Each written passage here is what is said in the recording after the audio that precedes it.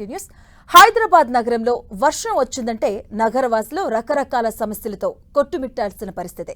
ఒకచోట వరద నీరు, మరో చోట ట్రాఫిక్, ఇంకో చోట కరెంటు కోతల కష్టాలు, ఇలా చాలా ఇబ్బందులు నగర ప్రజల్ని నరకప్రాయం చేస్తుంటాయి. దీంతో ఈసారి వర్షాకాలం సమస్యలపై CM Revanth Reddy full focus పెట్టారు. అధికారులు నిర్లక్ష్యంగా వ్యవహరిస్తే సహించేది లేదంటూ హెచ్చరించారు. అవసరమైతే క్షేత్రస్థాయిలో తిరుగుతానంటూ సూచించారు. నగరంలో వర్షం కారణంగా ఎలాంటి సమస్యలు వస్తున్నాయి, వాటికి గతంలో ఎలాంటి పరిష్కార మార్గాలు చూపారు, ప్రస్తుతం వాటి పరిస్థితి ఎలా ఉంది అనేది 10 టీవీ క్షేత్రస్థాయి పరిశీలనలు చేసింది. ఇక కొన్ని ప్రాంతాల్లో సమస్యకు శాశ్వత పరిష్కారం ఏర్పడగా, కొన్ని ప్రాంతాల్లో మాత్రం అధికారుల నిర్లక్ష్యం కారణంగా వరద సమస్యలు, ట్రాఫిక్ ఇబ్బందులు వస్తున్నట్టుగా గుర్తించింది. వర్షాకాలంలో వచ్చే సమస్యల నియంత్రణ కోసం జీహెచ్ఎంసీ అధికారులు ఎలాంటి చర్యలు తీసుకుంటున్నారు తెలుసుకునే ప్రయత్నం చేద్దాం. దీనిపై మరింత సమాచారం మా ప్రతినిధి రాముడు అందిస్తారు.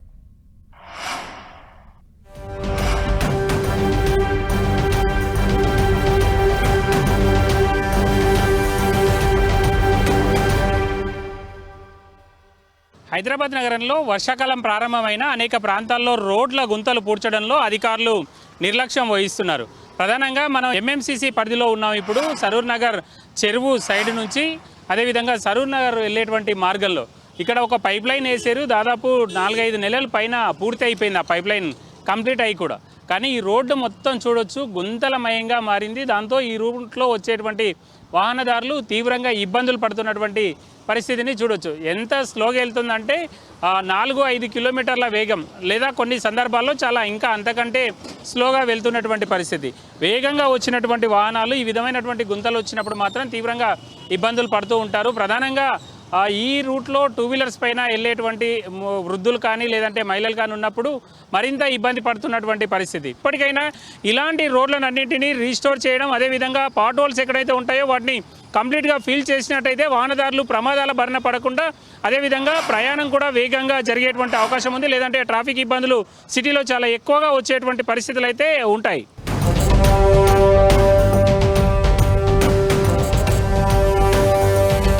పద్మ కాలనీలో మనం ఉన్నాం. ఈ నాగమయ్య కుంట నుంచి వచ్చేటువంటి వరద నీరు, ఆ పైభాగం నుంచి వచ్చేటువంటి వరద నీరు అంతా కూడా ఈ మార్గం కూడా కిందికి వెళ్ళి మూసీలో కలుస్తుంది. ఈ నాలాను చూడొచ్చు, మొత్తం ఓపెన్గా ఉంది. చాలా ప్రమాదకరమైనటువంటి నాలా. దీన్ని మొత్తం పూర్తి స్థాయిలో బాక్స్ డ్రైన్గా మార్చాలనేది అధికారుల ప్లాన్. గడిచినటువంటి 4-5 ఏళ్లుగా ఈ వర్క్ ముందలేసుకున్నారు, కానీ ఇది ముందుకు వెళ్ళటం లేదు. మధ్యలో ఆగిపోయినటువంటి పరిస్థితి మనం చూడొచ్చు. ఇక్కడ నాగమయ్య కుంట సైడ్ నుంచి కొంత దూరం వరకు బాక్స్ డ్రైన్ నిర్మించారు. ఆ తర్వాత పనులను అదే విధంగా ఆపేశారు. గతంలో 2000 సంవత్సరంలో కానీ ఆ తర్వాత కానీ వచ్చినటువంటి వర్షాల కారణంగా ఈ కాలనీలో ఉండేటువంటి వాళ్ళందరూ కూడా తీవ్రమైనటువంటి ఇబ్బందులు ఎదుర్కొన్నారు. ఈ వరద నీరు అంతా కూడా ఇళ్లలోకి వచ్చి చేరిపోవడంతో తీవ్రంగా ఇబ్బందులు ఎదుర్కొన్నటువంటి పరిస్థితి ఉంది. స్థానికులు ఉన్నారు. గతంతో పోల్చినప్పుడు మీకు ఏమైనా ముంపు సమస్య తగ్గిందా, లేకపోతే ఎట్లా ఉంది సార్? యాక్చువల్గా ఇంకా ముంపు సమస్య ఎక్కువ పెరిగింది. ఎందుకంటే నాగమయ్య కుంటలో వాళ్ళు ఏం చేశారంటే అక్కడ వాల్స్ వైడన్ చేశారు. వైడన్ చేసి అది ఏదైతే ప్రెషర్ వస్తుందో అది మొత్తం వచ్చేసి పద్మ కాలనీలో పడుతుంది. పద్మ కాలనీ వైడన్ చేయడానికే ఆస్కారం లేదు. ఇక్కడ చాలా విధాలుగా రిప్రజెంటేషన్ ఇచ్చినాం జిహెచ్ఎంసీకి, ఎమ్మెల్యే గారికి, అందరికి ఇచ్చి చూస్తున్నారు, వస్తున్నారు, వెళ్ళిపోతున్నారు, కానీ ఒక రెజల్యూషన్ అనేది లేదు. ఇది అంటే మనం చూడొచ్చు, ప్రధానంగా ఈ ప్రాంతంలో ఇంకా సమస్య పరిష్కారం కాలేదు. పైనుంచి చాలా వెడల్పు చేసుకుంటూ వచ్చారు, మధ్యలో బాటిల్ నెక్గా మారిపోయింది. ఈ కింద ఉండేటువంటి దాన్ని వీలైనంత ఎక్కువ ఇబ్బంది రాకుండా చేయాలి. మనం చూస్తున్నటువంటి ఆ బిల్డింగ్, ఆ బ్రిడ్జ్ తర్వాత ఉండేటువంటి బిల్డింగ్ ఏదైతే ఉందో, గతంలో అక్కడ ఉండేటువంటి ఆ కర్వ్ అంటే కొంచెం వంగినటువంటి గోడ, అంటే ఇట్లా మళ్ళినటువంటి గోడ ఏదైతే ఉందో అది మొత్తం కూడా కూలిపోయింది. దాంతో ఆ భవనంలో ఉండేటువంటి వాళ్ళందరినీ కూడా క్లియర్ చేయించారు, అంటే ఖాళీ చేయించారు. ఆ తర్వాత రిటైనింగ్ వాళ్ళు నిర్మించారు. వీటన్నింటినీ కూడా పక్కడ్బందీగా చేసినప్పుడు మాత్రమే ఈ సమస్యకు పరిష్కారం ఏర్పడుతుంది. అప్పటి వరకు తాత్కాలికంగా మాత్రం కొన్ని పనులు చేశారు. పైనుంచి వచ్చేటువంటి వరద కారణంగా ఎవరు ప్రమాదాలకు గురి కాకుండా చర్యలు తీసుకున్నారు. కానీ హైదరాబాద్ నగరంలో వరద ముంపు తగ్గాలంటే నాలాల వైడనింగ్ కానీ, లేదా నాలాలకు మొత్తం అటు రిటైనింగ్ వాల్ నిర్మించి స్లాబ్ వేయడం కానీ, బాక్స్ డ్రైన్ కానీ చేసినప్పుడు మాత్రమే ఈ విధమైనటువంటి సమస్యల నుంచి గట్టెక్కించవచ్చు.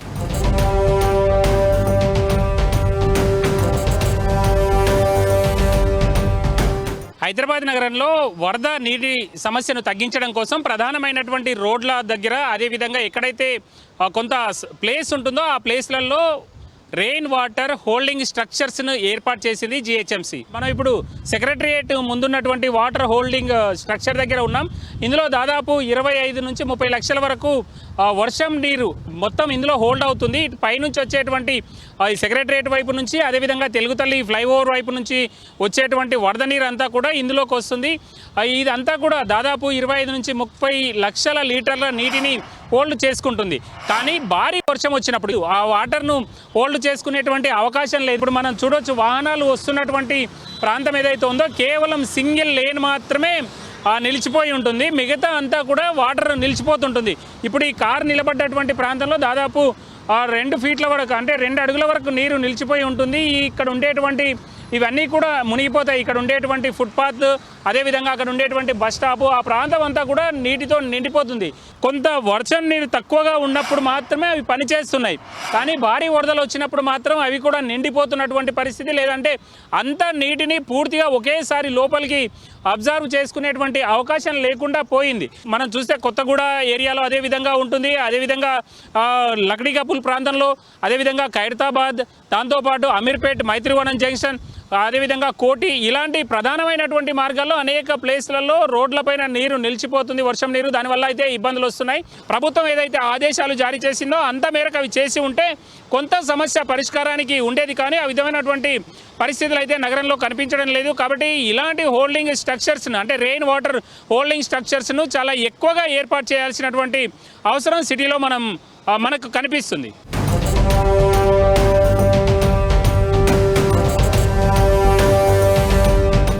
జిహెచ్ఎంసీ పరిధిలో ఉన్నాం మనం ఇప్పుడు. జిహెచ్ఎంసీలో టోలీచౌక్ నుంచి ఐటీ ఏరియా రాయదుర్గం వెళ్ళేటువంటి ప్రధానమైనటువంటి రహదారి ఇది. నిత్యం ఇక్కడ భారీ వర్షం వచ్చిందంటే చాలు, ఇటు ఫిలిం నగరు, అదేవిధంగా టోలీచౌక్కి పైనుంచి వరద నీరు అంతా కూడా ఆ కాలనీలకు వెళ్ళి వచ్చేసి ఇక్కడ నుంచి ముందుకు వెళ్తుంది. మనం చూస్తే ఏకంగా అక్కడ రోడ్డు డివైడర్నే పగలగొట్టేశారు. గతంలో వచ్చినటువంటి భారీ వర్షాల కారణంగా అవతల సైడ్ ఎక్కువ నీరు నిలిచిపోయినటువంటి నేపథ్యంలో వాటిని పగలగొట్టారు. ఆ తర్వాత మనం చూస్తున్నటువంటి ఈ ఏవైతే నాలాల్లాగా ఏర్పాటు చేశారో వీటన్నింటిని ఏర్పాటు చేశారు. ప్రతి ఎండాకాలం కంటే ముందే దీన్ని అంతా కూడా క్లీన్ చేయాలి. కానీ లోపల అదే విధమైనటువంటి మట్టి ఉంది. పక్కన మొత్తం పగిలిపోయినా కూడా దాన్ని పట్టించుకున్నటువంటి పాపన పోలేదు అధికారులు. అయితే వర్షాకాలం కంటే ముందు, మే 31 కంటే ముందే పూర్తి స్థాయిలో వీటిని తీయాలి. ఇంకొక మ్యాన్హోల్ ఉంది ఇక్కడ. ఈ మ్యాన్హోల్ను కూడా చూసేటువంటి ప్రయత్నం చేద్దాం. ఈ మ్యాన్హోల్కు సంబంధించి చాలా పెద్ద మ్యాన్హోల్, కానీ పూర్తిగా మట్టితో నిండిపోయినటువంటి పరిస్థితి ఉంది. ఈ మ్యాన్హోల్ అంతా కూడా మట్టితో నిండిపోయింది. అక్కడ మనకు చూసే ఒక అడుగు మేర అది అవకాశం ఉంది, కానీ ఇక్కడ ఆ విధమైన పరిస్థితి కూడా లేదు. పూర్తిగా మట్టితో నిండిపోయినటువంటి పరిస్థితి. మొత్తం పైనుంచి వచ్చేటువంటి వరద అంతా కూడా ఇక్కడ నుంచి పోకుండా స్ట్రక్ అయిపోతుంటుంది.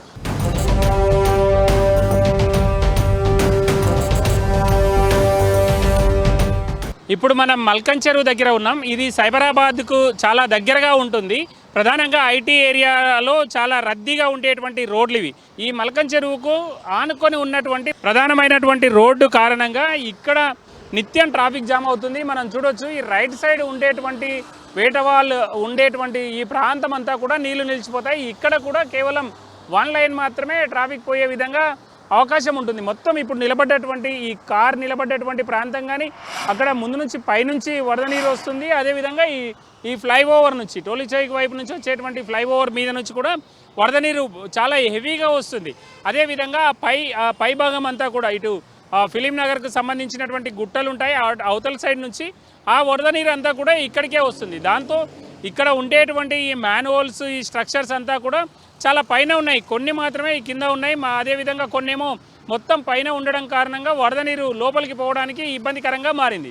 ఈ విధంగా కొన్ని ప్రాంతాల్లోనేమో వచ్చేటువంటి సమస్యల పరిష్కారానికి కొంత మార్గాలు చూస్తున్నారు. కొన్ని ప్రాంతాల్లో అయితే మాత్రం అదే విధంగా సమస్య ఉంది.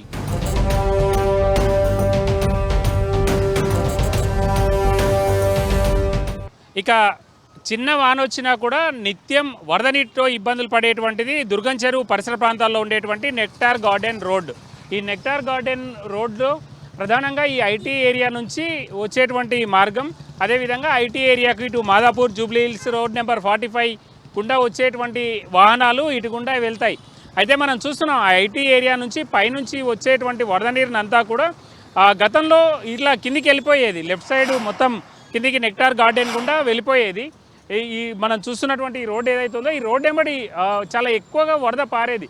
ఆ ముందుకెళ్ళిన తర్వాత రైట్ సైడ్ ఒక చిన్న కాలువ ఉంటుంది, అందులో గుండా అటు దుర్గం చెరువులోకి వెళ్ళిపోయేది. కానీ ఇప్పుడు పూర్తిగా ఈ వరదను మొత్తం కూడా కంట్రోల్ చేశారు. పైనుంచి వచ్చేటువంటి ఐటీ ప్రాంతం నుంచి వచ్చేటువంటి వరదనంతా కూడా మనం ఆ ఎత్తు రోడ్లో చూడొచ్చు. ఆ ఎత్తు రోడ్డు ఏదైతే ఇప్పుడు మనం చూస్తున్నామో ఆ రోడ్లో మొత్తం కూడా పూర్తిగా బాక్స్ డ్రైన్ నిర్మాణం చేశారు. అంటే ఒక బాక్స్ మోడల్లో డ్రైనేజ్ని నిర్మాణం చేశారు, వర్షం నీటి కాలువని. అది నేరుగా అక్కడ నుంచి ముందుకు తీసుకెళ్ళేసి అక్కడ నుంచి లెఫ్ట్కు దుర్గం చెరువులోకి వదిలారు. దాని ద్వారా పైనుంచి వచ్చేటువంటి వరద ఈ నెక్టార్ గార్డెన్ కానీ అదేవిధంగా ఇక్కడ ఉండేటువంటి పత్రికా నగర్ ఇటు సైడ్ ఉండేటువంటి కాలనీలో కానీ వెళ్లకుండా అవసరమైనటువంటి జాగ్రత్తలను అయితే అధికారులు తీసుకున్నారు. చిన్న చిన్న పనులు చేస్తే కూడా వరద తగ్గిపోయేటువంటి అవకాశం ఉంటుంది. అలాంటి వాటిపైన స్పెషల్గా ఫోకస్ పెట్టాలి. ఇవన్నింటినీ కంట్రోల్ చేసినప్పుడు మాత్రమే హైదరాబాద్ నగరంలో పూర్తిగా వరద పరిస్థితులను అడ్డుకట్ట వేయచ్చు.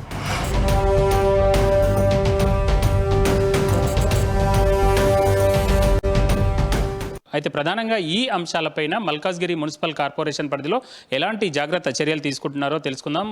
కమిషనర్ కృష్ణారెడ్డి గారు ఉన్నారు. సార్, ప్రధానంగా మీ దగ్గర ఈ వర్షాకాలానికి సంబంధించినటువంటి ప్రిపేర్డ్నెస్ వర్క్స్ ఏ విధంగా జరుగుతున్నాయి? సో మనకి వర్షాకాలం లోపల ఈ ట్రాఫిక్ సమస్యలు కానీ ఇతర ఇష్యూస్కి సంబంధించి మొదటిసారిగా గౌరవ ముఖ్యమంత్రి గారు June 1 రోజే మీటింగ్ పెట్టి మా అందరికీ చెప్పడం జరిగింది.